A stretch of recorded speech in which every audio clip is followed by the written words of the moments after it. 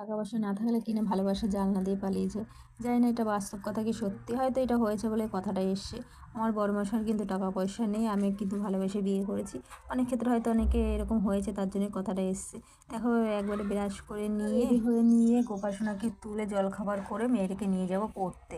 আর আমি আমার বর একা কাজ করে, আর এই বাজারে তো জানো একা কাজ করে সংসার চালানো কত বড় মুশকিল। মানে 3টে মানুষ, আর বিশেষ করে যদি বাচ্চা কাচ্চা থাকে তাহলে তো আরও।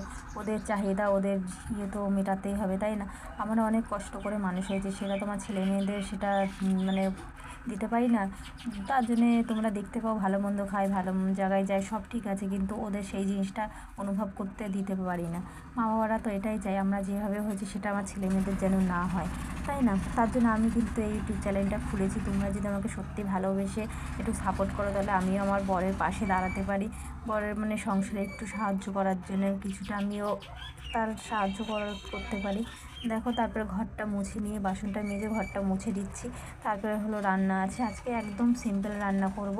ডাল করব, বেগুন ভাজবো আর বিট ভাজবো, এইগুলোই আজকে রান্না করব। তোমাদের যদি ভিডিও ভালো লাগে প্লিজ চ্যানেলটাকে সাবস্ক্রাইব, লাইক, কমেন্ট করতে ভুলো না বন্ধুরা।